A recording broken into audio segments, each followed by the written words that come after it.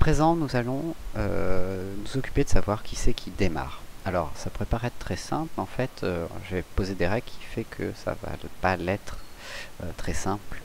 Ça va être même un petit peu compliqué, il va falloir se poser des questions.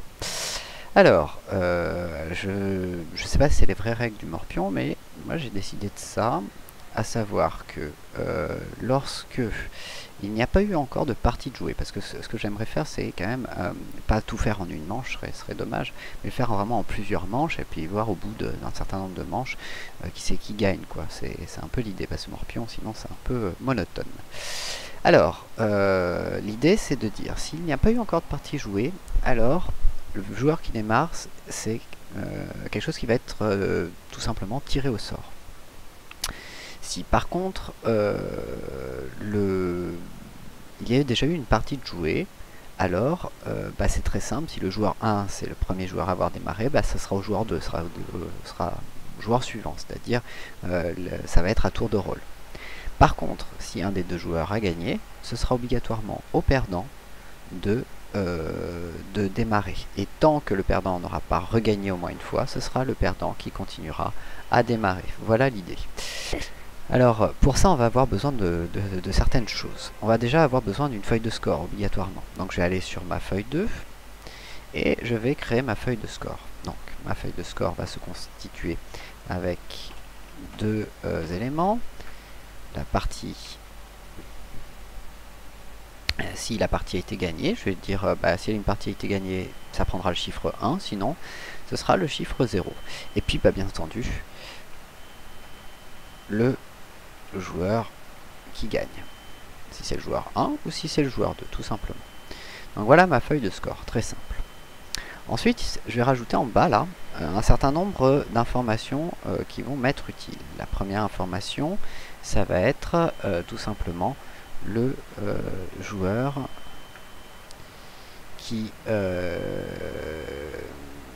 démarre la partie. Deuxième information, ça va être le dernier gagnant.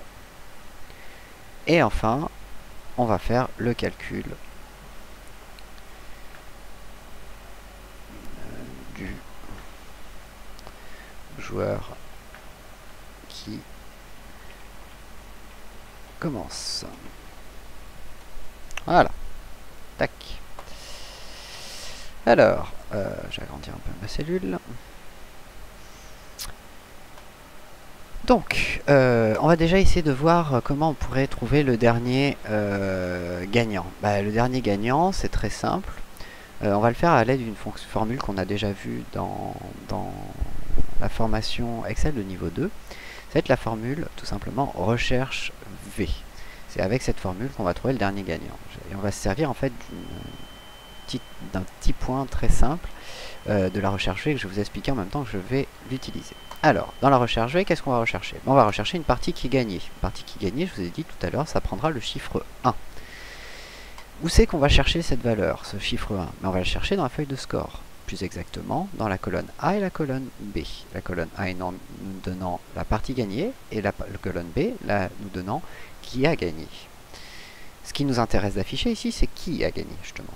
Donc ça se trouvera sur la colonne, pas 1, mais sur la colonne 2. Donc le numéro d'index colonne, ce sera l'index 2. Et enfin, valeur proche étant toujours à 0, puisqu'on cherche vraiment le chiffre 1 et pas un chiffre qui s'en rapproche. On clique sur OK, et il va nous mettre une jolie erreur. Il va nous dire qu'il n'a pas trouvé. Ce qui est normal, puisque pour l'instant, il n'y a pas eu de partie gagnée. Si jamais j'avais une partie gagnée, et que c'était le joueur 1 qui gagne, obligatoirement, il me dit que le dernier gagnant ici, c'est le joueur 1. Si ça avait été le joueur 2 qui gagnait, ici, il m'aurait dit que le dernier gagnant était le joueur 2. Or, mes scores, je vais faire un truc très particulier tout à l'heure, c'est que, et je vais être obligé de le faire, je vais toujours insérer ici une nouvelle ligne pour pouvoir décaler mes scores vers le bas et rajouter les nouveaux scores. Ce qui veut dire que, par exemple, on pourrait avoir ici plusieurs parties jouées sans gagnant, et puis ici une partie jouée avec le joueur 2 qui avait gagné, et puis ici une partie jouée avec le joueur 1 qui avait gagné. La recherche V va me renvoyer le chiffre 2. C'est exact. Pourquoi? Tout simplement parce qu'il va regarder, il va lire de haut en bas le tableau, et dès qu'il va tomber sur le chiffre 1, hop, il va me renvoyer la valeur qui lui est attribuée. Voilà la petite erreur que fait la recherche V, il ne va pas chercher plus loin. Et nous, on va se servir de cette erreur justement pour trouver qui est le dernier gagnant. Ça va être très pratique pour nous. Voilà, donc ici c'est le dernier gagnant, on l'a trouvé. Maintenant, on va faire la formule qui va nous permettre de calculer le joueur qui commence. Alors la formule, on va devoir la trouver, et pour ça, ça va pas être très simple de la trouver comme ça en un claquement de doigts. Moi j'aime bien personnellement schématiser ce que je dois calculer. Donc pour ça, je vais ouvrir Microsoft PowerPoint, qui va me permettre de faire un petit schéma rapide, tout en vous expliquant un petit peu ma manière de réfléchir. Alors, je vais créer mon premier cas. Premier cas, c'est ce que je vous ai dit tout à l'heure, c'est si c'est la première partie. Donc, je vais modéliser ici par ça. Si c'est la première partie, alors qu'est-ce qui se passe? Il y a deux possibilités. Première possibilité, c'est que je vais modéliser ici par une flèche verte. Si en effet c'est la première partie, ça veut dire, on l'a dit tout à l'heure, que le joueur qui va démarrer sera désigné par un tirage au sort. Ah, c'est le premier cas. Deuxième cas, si c'est la première partie, hop, mais si ce n'est pas la première partie, pardon, donc on va suivre cette fois la flèche rouge. Non, ce n'est pas le cas, ce n'est pas la première partie. Alors, il va falloir que je décide si il y a une partie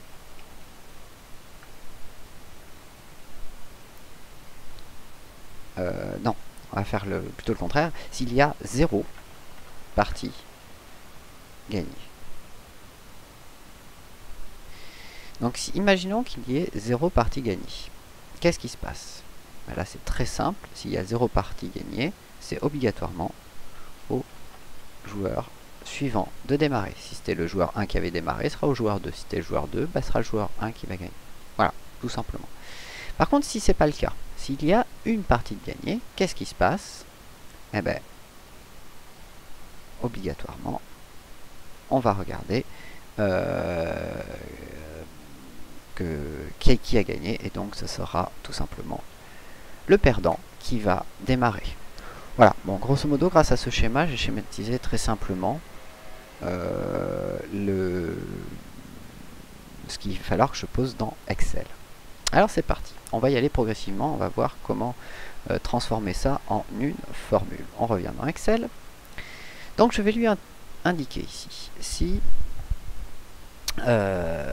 donc je vais par contre tout taper à la main parce que ce sera beaucoup plus simple.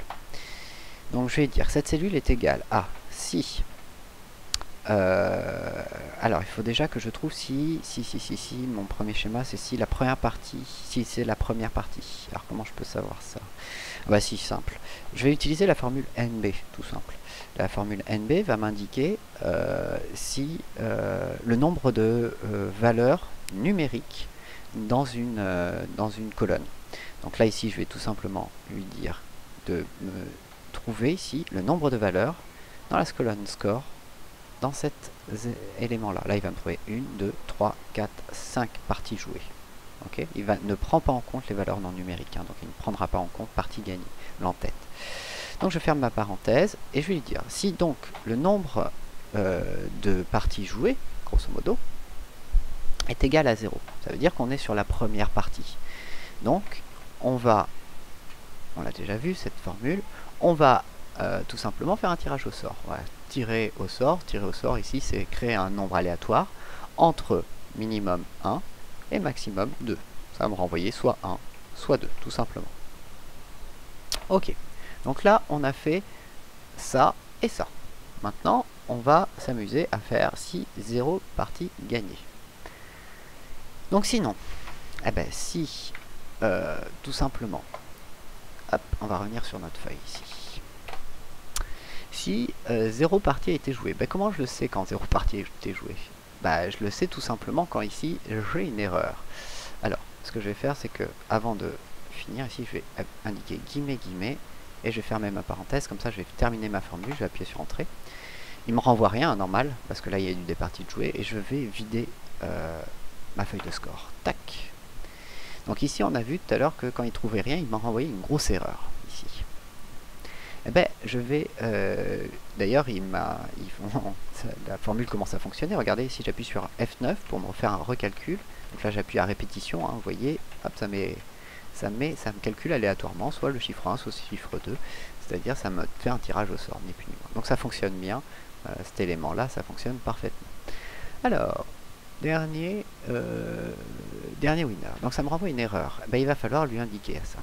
Alors pour ça, on va revenir sur notre formule qui se trouve dans la cellule G12 ici, le calcul du joueur qui commence, et on va lui dire donc, si et erreur. Et erreur, ça me dit, il va tester si une valeur est une erreur ou pas. Donc on va lui dire, si j'ai 11, bah c'est une erreur. Ça veut dire qu'il n'y a eu aucune partie de gagnée. Tout simplement, il n'aura pas trouvé le chiffre 1, donc aucune partie de gagnée. Donc si c'est le cas, on a dit que c'était le joueur suivant. Donc, si c'est vrai, ce sera l'inverse du joueur qui démarre. Alors comment calculer l'inverse du joueur qui démarre? C'est très simple. On va lui dire que si, dans cette cellule, je trouve la valeur 1, ça veut dire que ce sera le joueur 1 qui ira démarrer. Donc ce sera au joueur 2. S'il ne trouve pas 1, ça veut dire que c'était obligatoirement 2, donc ce sera le joueur 1. C'est comme ça que j'inverse tout simplement une valeur. Je ne sais pas si c'est la meilleure méthode, mais en tout cas ça fonctionne. Voilà. Et enfin, s'il n'y a pas d'erreur, ça veut dire que en effet il y a un gagnant. Donc je vais lui indiquer tout simplement que la personne qui va jouer, c'est la personne qui a perdu. Donc c'est pareil, c'est exactement la même formule. Ça veut dire si ici c'est égal à 1, c'est-à-dire si c'est le joueur 1 qui a gagné, alors c'est au joueur 2 de commencer, sinon c'est au joueur 1, tout simplement.